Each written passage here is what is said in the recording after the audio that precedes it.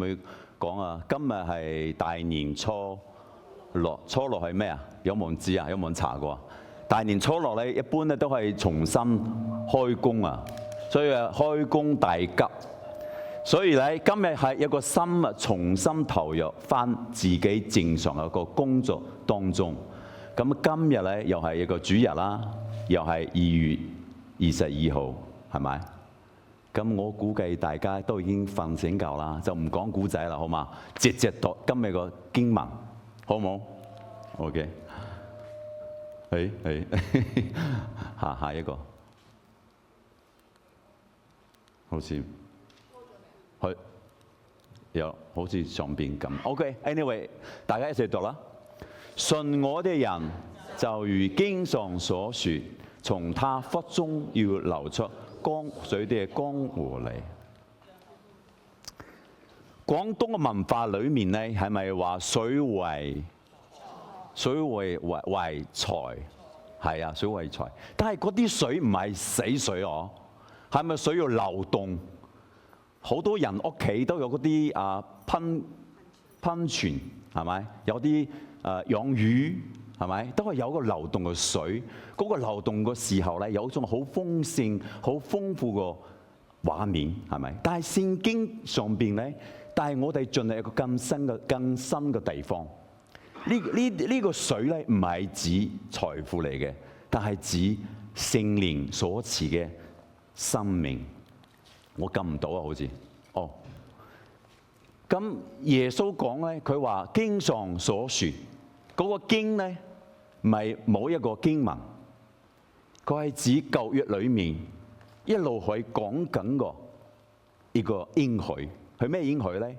就係神話佢去生命之泉，何嘅人都可以過嚟飲，佢會賜所有人生命。所以我哋舊年都聽過以西結書47章啦，即係七章係咪？聖殿有水流出嚟，一路越流越深，所流過之地都係萬民復活，係咪？俾啲反應係咪？係，感謝神。所以水為財都係啱嘅，但係嗰個財，我哋喺屬靈上邊就係指有更多人得救，更多嘅人得到呢個生命。咁今日嘅主題咧就係活水，一齊讀下，活水湧流，不再停留。我哋一齊嚟禱告好嗎？感謝神賜給我哋話語，喺今日大年初六嘅時候，我哋一齊聚埋一齊嚟學習。主啊，求你今日用你嘅話同我哋每個人講嘢，讓我哋知道我嘅生命裏面係咪有啲嘢已經停低咗好耐？係咪是時候要邁出去，進入新嘅一年，有新嘅方向、新嘅目標、新嘅異象？神啊，求你將我哋今日成為生命當中立志個新嘅一日。求你祝福我哋今日，我哋同心係要祈禱，奉耶穌基督嘅名求。阿們。首先啦，咩唔掂啊？呢個有啲回音。哦 ，OK， 我 echo 都係好噶嘛。OK 啦，首先啦，開始之前，我同大家講聲對唔住。點解咧？因為好多會眾朋友弟兄姊妹成日喺街度撞到我嘅時候，都會同我打招呼啦，係咪？好熱情。但係有時我好唔出聲，好酷咁。其實我唔係裝酷啊，因為好多時候我帶住個盒係行緊路係游緊水所以嗰啲客咧有啲特別嘅 behaviour， 佢唔可以，我唔可以講嘢。我一講嘢咧，佢就有唔掂啦，有時又咬我嗰啲。所以我唔同你打招呼係要有原因嘅，唔係專登所以講聲對唔住。所以我回憶2年幾前第一次帶個客去游水，咁佢係第一次游水，咁佢係企喺個泳池旁邊好耐。佢又好似想入去用個腳試下水，但係又唔敢落去。咁嗰個時候我係企側邊啊嘛，我勸佢，大家一齊講，我勸佢，sorry，勸佢，一齊講啊，勸佢，慢慢安慰佢，鼓勵佢。我話我係呢度，你唔使驚。所以有啲唔同，但係你試下啦，唔緊要噶。咁多人都係水度，係咪？咁慢慢佢哋終願意試下。咁慢慢佢就踏出第一步。咁慢慢落水。原來落咗水之後，佢就原來冇事噶喎。原來入水之後係好唔同嘅感覺噶喎。因為佢你知咧，包埋佢同埋我哋所有人都係一樣。有時啊，我哋因為已經係自己原本嗰個地度太耐，係好舒適，唔敢踏入一個新嘅一個環境裡面，所以我哋唔敢踏出去。所以呢個例子上面有兩個人，一個係我啦，我做咩工作啊？勸佢啊嘛，勸佢 OK。咁佢做咩啊？佢慢慢就願意信我踏出去，係咪？係。所以聖經裡面咧，其實講咗好多呢啲例子，譬如講亞伯拉罕啦，係咪？亞伯拉罕，神差遣佢，係咪？叫佢咩啊？去應許之地。咁亞伯拉罕如果話唔使啦，唔好搞我啦，我好好地，咁就冇應許之地啦。彼得如果佢唔接受挑戰，佢將係一個漁夫。咁馬太福音25章裡面有個比喻啦，係3個管家係嘛，3個僕人，記唔記得？1000兩、2000兩、5000兩，神最憎邊個？1000兩嗰個，點解咧？因為佢咩都冇做啊嘛。其實神賜俾佢恩賜恩典噶啦，1000兩唔少噶，好多錢噶。但係因為佢唔想承擔，佢唔想付出，佢做咩事啊？佢埋藏喺地度。結果點啊？主人家翻嚟嘅時候，佢話佢又懶。呢啲唔係我講啊，所以我哋翻下諗下，我哋跟從主，我哋信主幾多年，神有冇賜給我哋1000兩、2000兩、5000兩？咁我哋有冇突出？有冇俾出去咧？或者話神冇你搞我啦，我好好地，冇你煩我。咁如果嗰啲活水要流出去，就係我哋代表我哋要付出去，因為我哋要付出去，所以要進入一個好真實嘅環境當中，一定會遇到各種各樣嘅挑戰。咁喺初代教會嘅時候，都曾經有呢種境況。係咩境況咧？就係耶路撒冷嗰啲信徒啊，係經歷緊一個好大嘅貧困。咁使徒保羅咧發起一項運動，去跨教會嘅，去一齊去承擔佢哋嘅需要。嗰啲教會包括啲加拉太啦、腓立比教會啦、帖撒羅尼迦教會啦，同埋哥林多教會。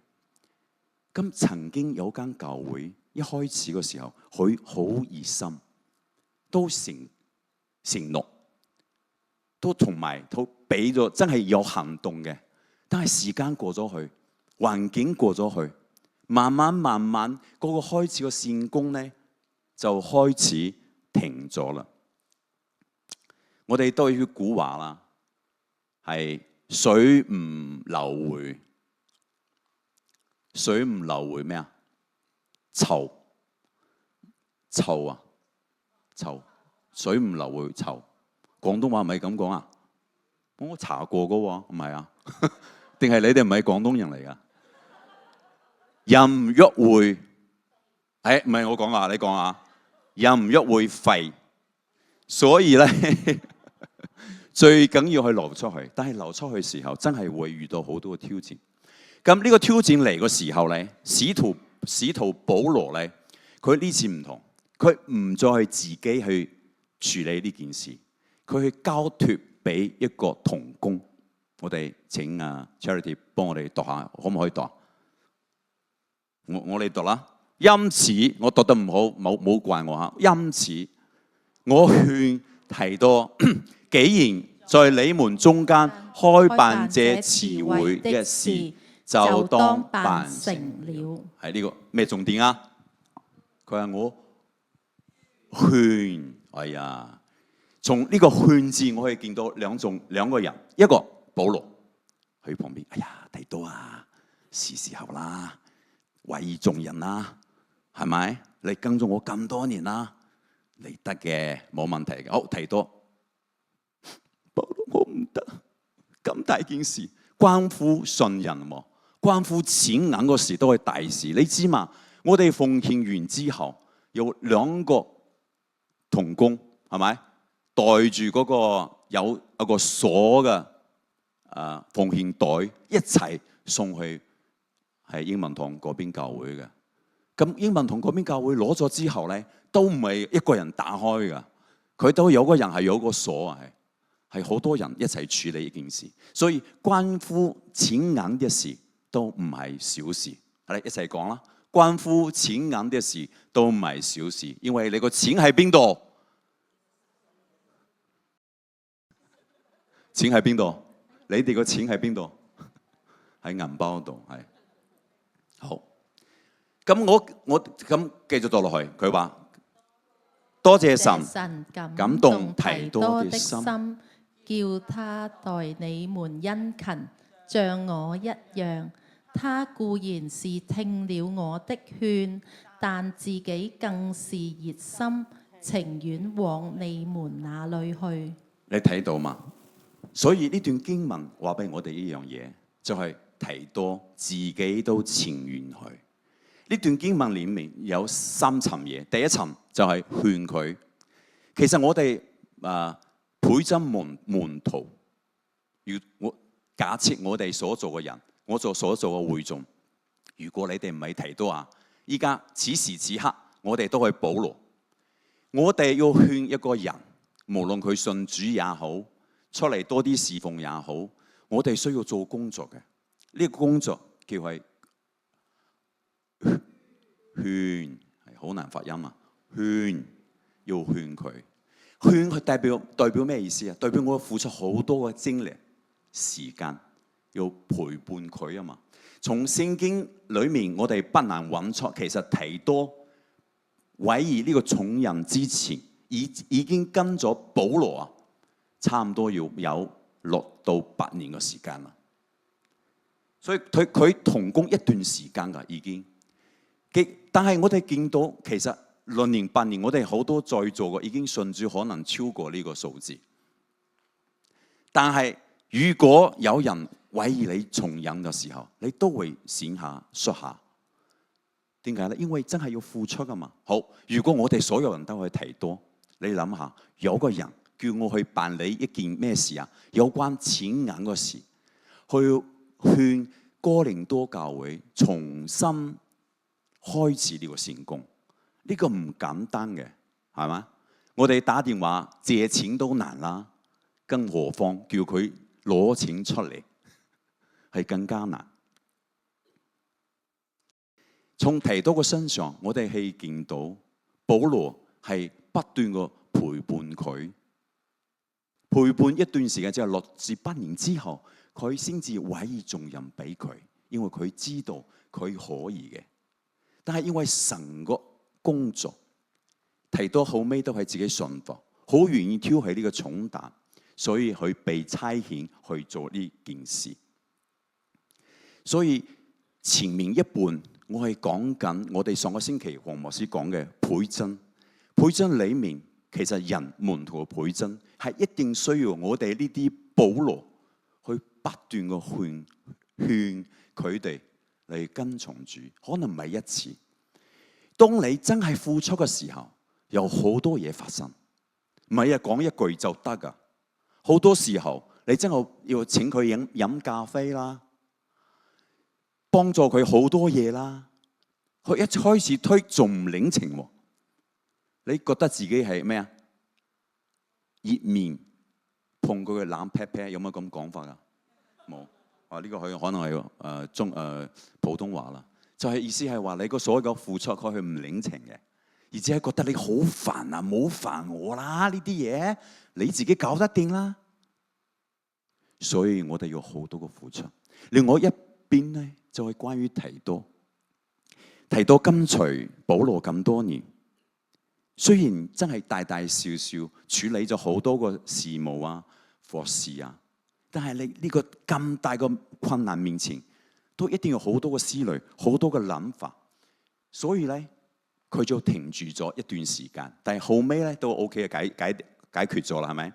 所以我哋嚟睇下點解我哋經常會停住喺嗰邊，唔再前行。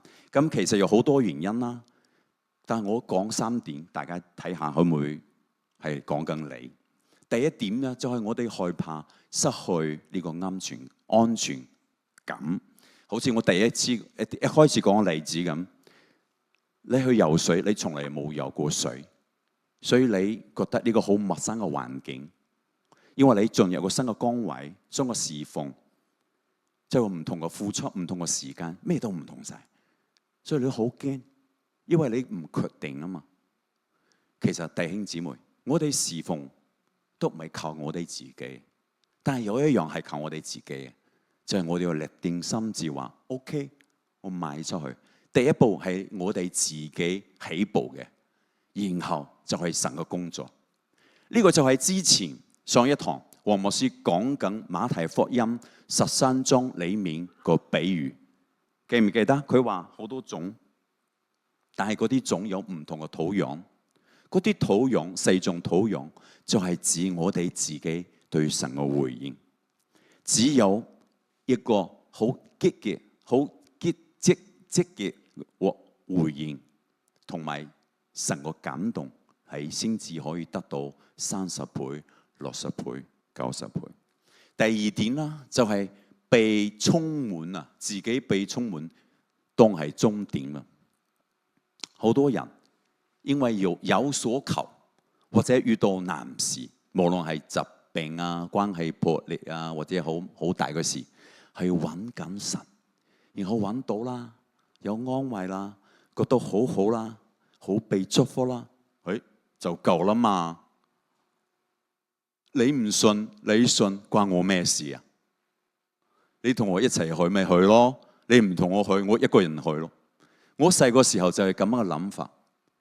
好多時候因為我哋傳福音出去嘅時候都唔簡單，你講一句，人哋可能講啲遞足嘅話、挑戰嘅話，咁嗰陣時我真係諗，聖經上面都講過啦，冇掉嗰啲咩珍珠出嚟俾咩係咪？俾狗唔講得，所以我話你信唔信我關我咩事啊？我同上帝講，我唔傳福音啦，由佢去啦，係嘛？做咩事啊？我哋成日話嗰個人好耐冇參加小組聚會啦，哎呦要探下佢，探咩啫？邊有咁多時間？仲要買嘢俾佢食佢又覺得你好煩，有咩事啫？我自己咪幾好，我我日日去翻教會。好感動啊！頭先阿卡文大哥嘅時候，第2首歌又我有喊啦，我覺得好好啊！即係咪神咗我個人嘅神啦？我得咗啦，我有啦，我自己行好啲咪得咯。所以好多人都係認為因為我以前個認為自己得到就夠啦嘛，因為聖經都講咗啦，救恩係關乎個人噶嘛。你老婆信唔信唔關你事噶，其實錯咗啦。因為神俾咗我哋一個使命，就係上個星期黃牧師講嘅。OK， 我今日唔重複。第3點係唔願意進入真實關係嘅重量，因為講容易啊。你要請一個人翻嚟教會，特別係第一次，真係要付出好多代價，可能1年，可能20年都唔知道嘅。我相信好多人頭先額頭，可能就係嗰個20年嘅人，或者做緊工嘅人，因為唔簡單嘅。因為進入關係當中係你要經歷好多個軟弱，你自己嘅軟弱，對方嘅反覆，一陣嚟啦，哇，好，一陣又唔嚟咯，1個月唔見，3個月都唔見，問下咩事啊？揾到工啦，冇時間啦，好多反覆嘅嘢。咁你自己都覺得神啊，我之前付出咁多，請咗佢食咁多飯，好似都冇咩果效，打水漂啦，係咪？浪費咗啦，所以咧有啲人覺得，算啦，下次我唔參加呢啲嘢啦，我自己得到咗夠啦。但係神確實喺今日呢個信息當中，再次俾我哋知道，我哋冇再停留喺自己嘅滿足裏面，因為神賜過呢個畫面咧，係我哋嘅腹中。佢話佢係咪頭先我哋一開始讀個經文？佢話信我哋人。信我哋人，但係舊約裏面嗰個畫面好似喺聖殿流出，係咪？但係要知道，耶穌講嗰句嘢嘅時候，佢仲未得到榮耀，佢係指將來就係我哋呢啲要受聖靈個信佢個人所講嘅。講落去後尾一句講咩啊？佢話從我哋個腹中，唔係3忽水啊，弟兄姊妹，唔好瞓咗覺啊，唔係3忽水。係你個肚裏面流出江河水嘅江河，嗰啲就係通神借住我哋將神嘅道、神嘅話語、聖靈流出去、賜翻出去。所以呢個神係俾我哋一個使命嚟嘅。咁從邊度開始咧？呢個好大嘅問題喺邊度開始？我哋一齊係 Charity 姊妹，我讀下呢個經文好嘛？佢話少種的少收，多種的多收，這話是真的。因為捐得樂意的人是神所喜愛的，神能將各樣的恩惠多多地加給你們，使你們凡事常常充足，能多行各樣善事。那賜種給撒種的，必多多加給你們種地的種子，又增添你們仁義的果子。嗱，頭先講過啦，係馬太福音，就係上一次黃牧師講嘅呢個種子係咩意思啊？同呢度個種子係咪同一個意思咧？其實聖經當中有好多種子，呢個種子同埋馬太福音25章嘅種子咧係唔同嘅意思，唔同嘅指向。馬太福音嘅種子係指神的道，呢邊嘅種子係指咩？大家估下，有冇人估下？呢邊嘅種子係咩？唔怕估錯啊嘛！呢啲種子就係咩？唔知。好，我哋打開嚟講下。呢個種子咧，就係指神俾我哋嘅物質資源。講清楚啊！物質資源呢個原文就係哥林多前書後書頭先讀過呢個經文裡面意思。但係我哋可以話都係我哋自己付出時間啊、能力啊、錢啊、金錢啊等等種種。但係好多人都係停留喺一個字，就係等。這麼到夜深，係咪？已經荒涼，要變演唱會啦！等啊，真係我頭先讀過嘅等都係諗到呢首歌。等啊，等咩啊？等運道啊，係咪等運道？基督徒其實最唔要嘅就係等。神唔中意我哋等，神寧願情願我哋跌倒，說明我哋做緊嘢，冇等。傳道書講睇風。就要等運到啦，係嘛？睇風望雲。如果你睇你等咧，永遠都等唔到你心中呢個時刻。咁我哋係幾時應該將神賜給我哋嗰啲資源俾出去？我查咗一下，我覺得你廣東人應該知嘅24節氣知唔知？ No， 你唔可以話唔知，因為點解咧？因為廣東人有個嘢嘅話，過冬大過年，係咪有講？舉手，都唔係廣東人嚟嘅。大公過多年，過冬大過年個過冬過咩冬啊？冬至，嗰個冬至係咩啊？24節氣裡面嘅冬至，就係據講啊，係最冷最凍嘅嗰日。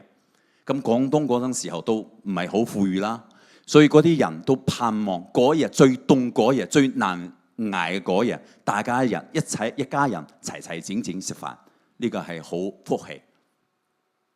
所以24節氣裡面有個節氣係叫谷雨。谷雨咩意思咧？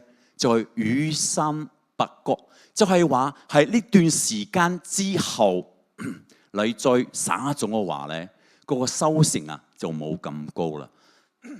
所以谷雨係一個好重要嘅時刻，呢個時刻之前一定要播種。我哋依家所有嘅信徒喺個係恩典嘅時代，我哋唔知幾耐，但係只有呢個時段，我哋播種先至有非常大嘅果效，因為神都祝福我哋，神都差遣我哋，神俾我這樣嗰樣嘅資源，讓我哋可以完成佢個使命。所以依家就係我們嘅谷雨。好啦，我哋請我哋司事準備派發一啲嘢。弟兄姊妹，你哋已經攞到紅包啦，係咪？冇攞到舉手啊？都攞到啦，係請 promise 答應我嚇，冇打開。呢個係錦囊嚟㗎，冇打開。翻去先禱告，然後打開。好嘛，冇打開而家 ，OK。但係依家咧，我哋司事咧要派啲種俾你哋。但係我啲種咧，最好係一個家庭攞一個，因為唔係好多。我覺得都幾好啊，因為神個資源俾每個人都唔同。可能你今次攞唔到，但係唔代表神冇俾你嗰個資源。神借住加拉太書同我哋講話。我們行善不可喪志，若不灰心，到了時候就要收成。好，我哋攞種呢段時間，聽我講一個古仔。最中意聽古仔啦，都醒晒好多個人。頭先瞓咗，一聽話有種攞，有古仔講。好啦，大約係2000年嘅時候。2000年嘅時候，我俾大家一個印象啊。2000年嘅時候咧，我哋浙江舟山平均嘅工資啊，大概一個月係1000幾蚊。OK， 咁有一日我媽媽咧接到一個電話，佢係一個浙江衢州長山縣一個牧師，佢係女個牧師，佢姓李，叫李門個李，李順啊。姓李啊，李啊，佢話佢哋要建一個教堂，因為舊一個太舊啦，需要啲錢。哇！我媽媽接到呢個電話之後咧，哭笑不得，點講？哭笑不得，因為其實好想奉獻。我媽嗰陣時30幾歲、40歲，已經有一定嘅靈命啦。雖然吉零鐘咧，因為屋企唔係好多錢嘛，佢又係幼兒園工作。幼兒園工作有啲譬如講煮啲滾水啊，然後帶幾個熱水壺啊，將嗰啲滾水帶翻屋企。其實唔好啊，呢啲唔好，佢個軟弱嚟嘅。但係我話嗰啲意思咧，就係話我哋屋企比較窮嘛，先至話灌啲熱水翻嚟都好啦，慳啲電。喺我媽咁搞嗰個時候。所以其實屋企係好貧窮，冇咁多錢，咁要奉獻喎。佢心裏面都神都激勵佢、鼓勵佢要奉獻，點算咧？冇錢喎。OK， 咁佢祈禱啦，梗係啦。然後佢揾我，我嗰陣時都10幾歲啦。佢係咁樣，佢話媽媽手裏面咧冇現金，但係咧，因為之前結婚嘅時候攞咗好多金器，佢話可唔可以咁？等爸爸出差翻嚟嘅時候咧，我哋開個會，少數服從多數。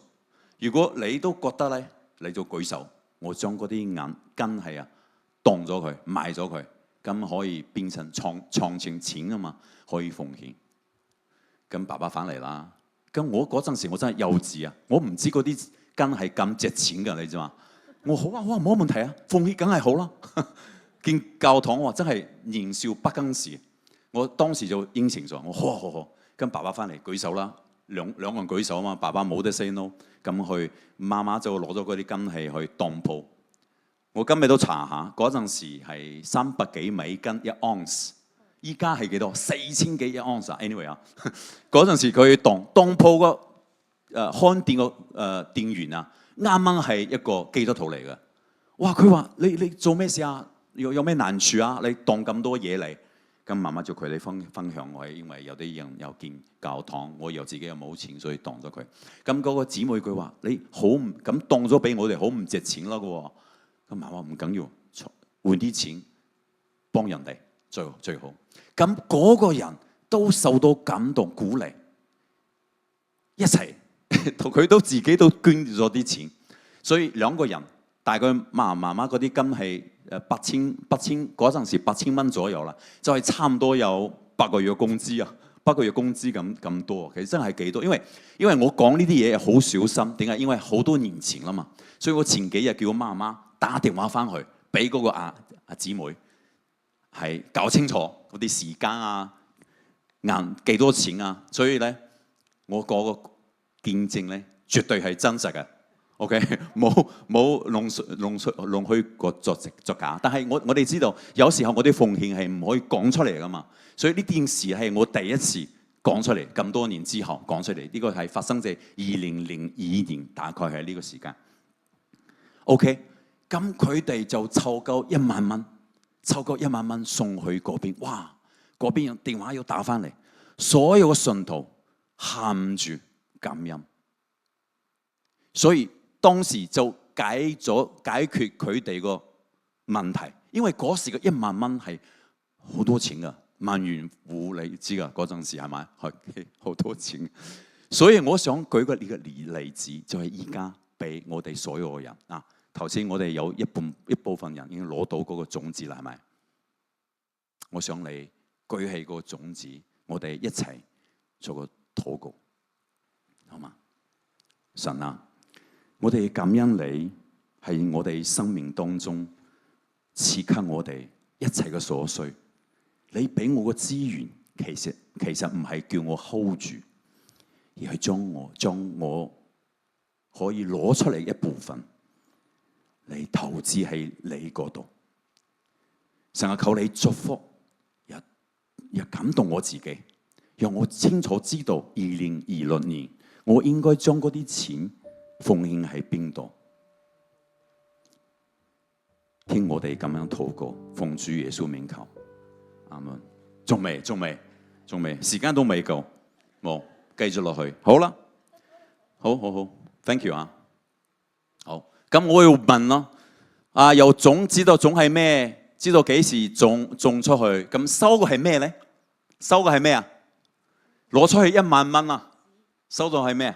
好似咩都冇收到啊嘛，有收到咩啊？收到個電話，感恩感謝你。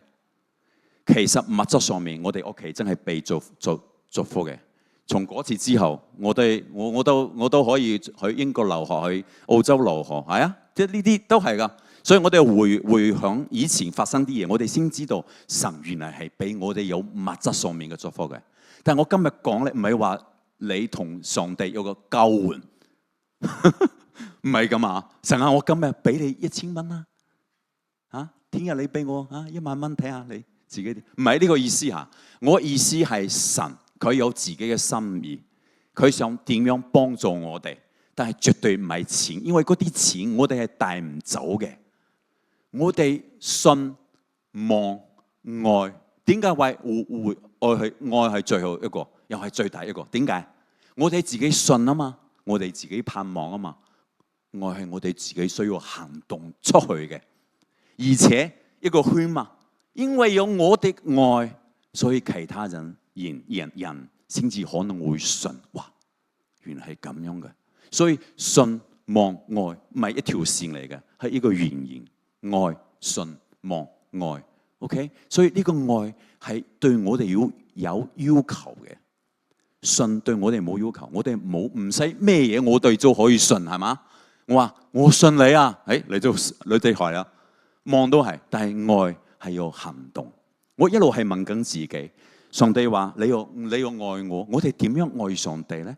我問下大家，我哋係點樣先至係愛上帝？除咗聽佢嘅話之外，佢話愛係弟兄當中最細一個，就係愛我。唔係話你愛弟兄姊妹，譬如講卡文就唔會愛，因為佢唔係最細嗰個嘛，唔係呢個意思。神個意思係話，我哋要關心嗰啲有啲被忽略嘅人，好似最細、最卑微嘅人，冇人睬嘅人。所以我鼓勵你翻去禱告，打開呢個紅包。OK， 我哋再讀下呢個聖經，帶啲感情好嗎？好啊。嚇，少種的少收，多種的多收。這話是真的。神能將各樣的恩惠多多地加給你們，使你們凡事常常充足，能多行各樣善事。那賜種給撒種的，必多多加給你們種地的種子，又增添你們仁義的果子。所以好明顯，經文已經講咗，我哋收嘅係咩？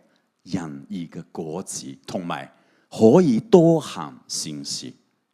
人哋話施比受更為有福，點解咧？因為你有能力可以施啊，你有錢俾出去啊，呢個就係祝福嚟噶。特別我而家從事呢個殘障人士服務呢個，我先知道原來可以行、可以講嘢、可以笑，係幾蒙福一件事。呢個係神賜給我哋嘅，所以當 Alvin 同你笑嘅時候，你都應該笑下啦，冇黑住個面啊先得。而家我唔係問你攞錢噶，係咪？真係啊，常常喜樂，因為我哋曾俾我係常常充足噶。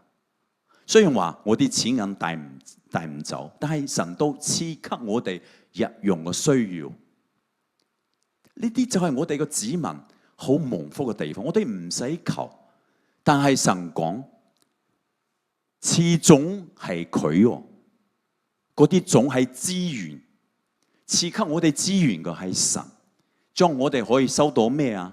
就係仁義嘅果子。依家呢個教會好復興啊！佢哋都唔知係邊個奉獻嘅，媽收咗啲咩？好似咩都冇收到。而家你睇咩都冇，因為根係都當咗啦嘛。我都唔生性，都唔知買一個俾佢。佢話唔要，佢話好輕鬆啊，做嘢冇吉利卡啦。咁嗰個俾佢感動嘅嗰個當鋪嗰個話事嗰個姊妹都係一樣，都奉獻咗，都唔係賺錢，佢係自己都擺咗2000幾蚊入去，而且佢個家庭而家都係好蒙福啊！弟兄姊妹，我哋同神唔係緊價交換。但係，當我立定心志嘅時候，神梗係中意你多啲啦，係咪？我哋自己都有細佬哇，爸爸呢個整俾你食噶，你唔中意佢多啲咩？梗係啦。所以弟兄姊妹，我哋最重要嘅就係立定心志，可以奉獻出去。咁問題就嚟啦，奉獻幾多咧？話跟住落嚟嗰個 part 啊。你哋可能都唔想聽要走啦，因為呢個 part 係非常嘅困難。好多基督徒信主好多年，都係停留喺呢度。一話要奉獻嘅時候，就低咗頭；一話奉獻咧，就攞出嘅calculator 計算機開始記， 10% 係幾多？好啦，一共有8個點啊！希望我講完之後都係坐定定啊！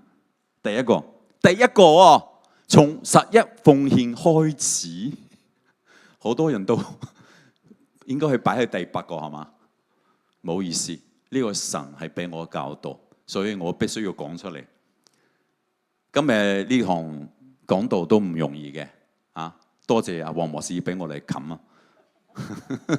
但係真係私底下有好多姊妹同我分享，佢話佢以前唔做11奉獻，因為冇呢個感動，同埋佢自己個生活都唔容許。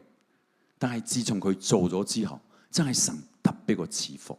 好，停喺呢度，你哋自己諗，我唔想講太多。第二個，一個係一定需要係禱告尋求神嘅帶領，但係你哋冇搞錯，唔係帶領你點樣11奉獻。OK，11奉獻其實係最基礎嘅，係第一檔。第二檔禱告尋求神嘅帶領，係意思係11奉獻之上應該點樣奉獻，都係今日要講嘅主題，唔係話11奉獻。今日都唔使講11奉獻，11奉獻係應該每個基督徒明白呢個奉獻意義嘅時候所做的一個個人嘅決定。但係神，你要求問神，因為神賜給我哋咁多嘢，我哋仲可以做啲咩呢？依家中文堂條數越嚟越好睇，絕對係你哋嘅貢獻。但係嗰啲條數好睇，我哋用嚟咩啊？就係用喺事工上面。唔係用喺我哋嗰個吃吃喝喝，係咪？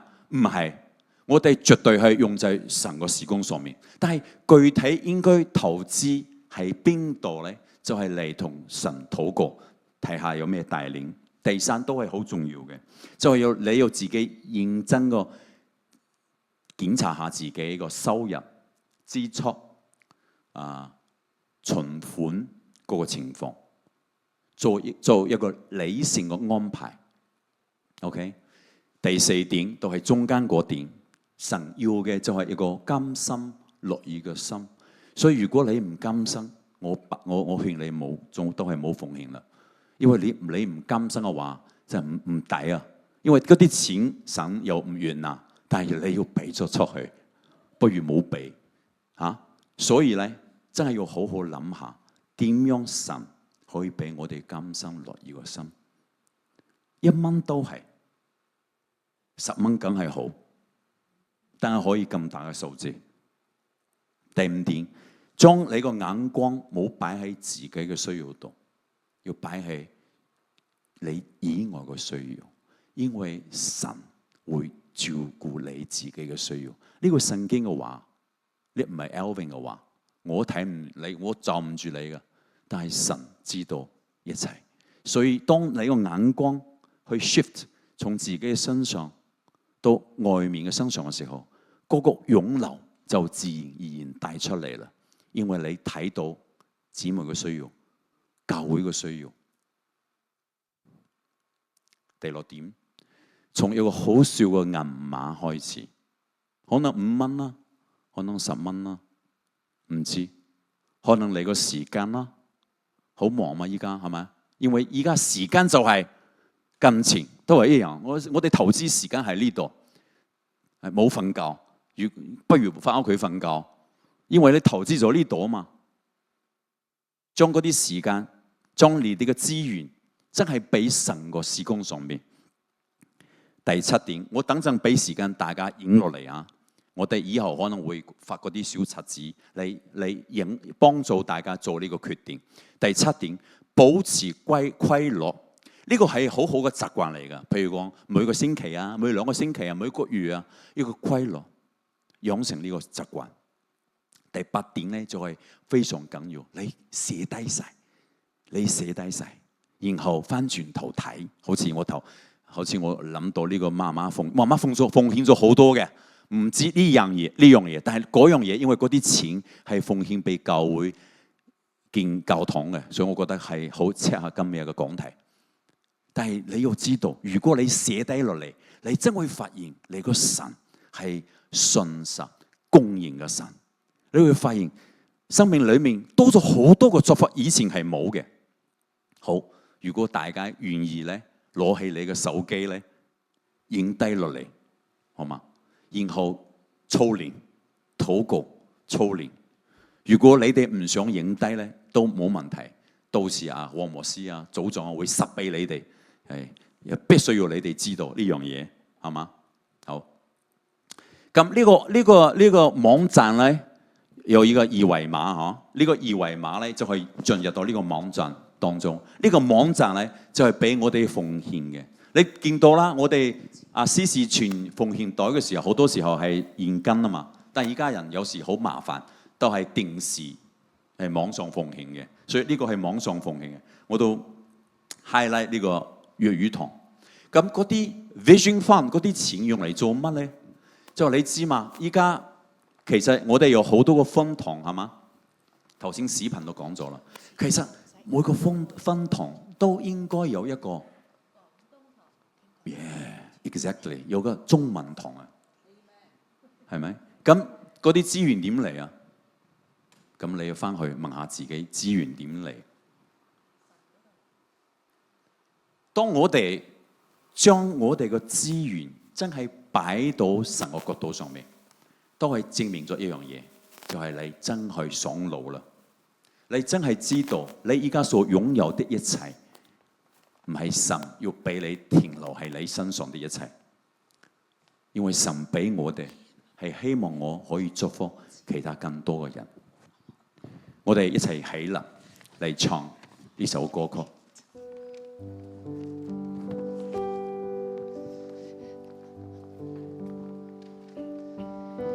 主讓我知怎去奉獻我這一生，讓世間充滿盼望。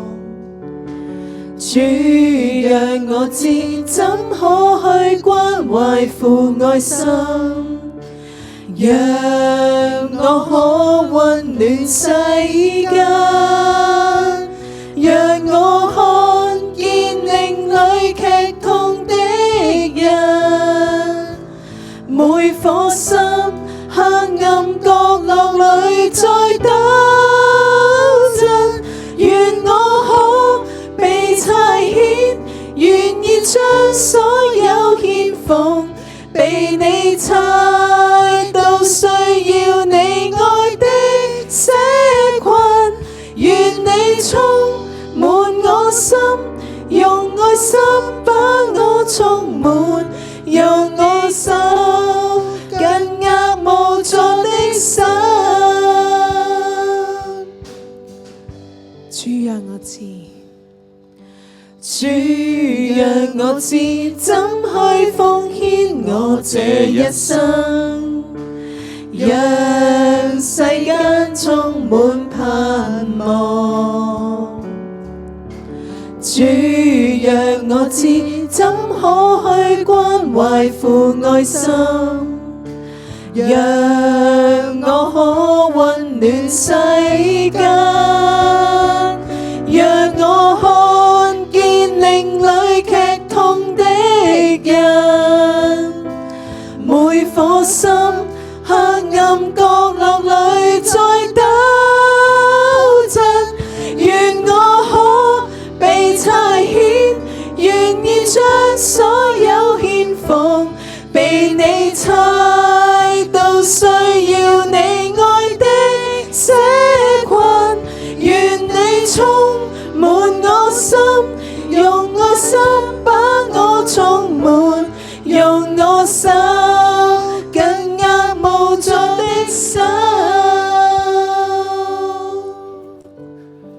我哋頭先呢啲唱嘅歌詞，其實唔係唱，係我哋嘅禱告。呢每句嘢咧，你睇每一句嘢都其實係神呼召我哋做嘅嘢。我哋喺度嘅每一個人都係曾經俾呢個福音得着。我都唔係自己嚟信啊，都係有人喺我哋身上陪伴我哋，帶領我哋，禱託付我哋，甚至乎差遣我哋，先至嚟到今日。呢個就係神俾我哋每一個嘅使命。我哋要將我哋從得咗福音變成為一個福音嘅出口，讓我哋嘅愛，讓我哋嘅錢銀，實際上面嘅嘢攞出嚟愛。我哋一齊低頭禱告好嗎？神啊，我哋感謝你賜給我哋生命當中，賜給生命當中俾我咁多嘅祝福，咁多嘅資源，俾我哋可以工作，可以賺取嗰啲錢，俾我哋有時間，有呢個意願。神啊，你俾我哋呢個意願，願意為你去奉獻，願意去進入一個真實嘅關係當中。我哋唔怕係個關係當中嘅跌倒，因為神啊，你叫我哋冇停低，冇留低嗰度，要踏出去。當我哋踏出去嘅時候，就有其他人嘅生命因着我哋得着。主啊，求你依家俾我哋有個回應。依家跟住落嚟有30秒鐘嘅時間，我哋個人開口向神禱告，俾神一個真實嘅回應。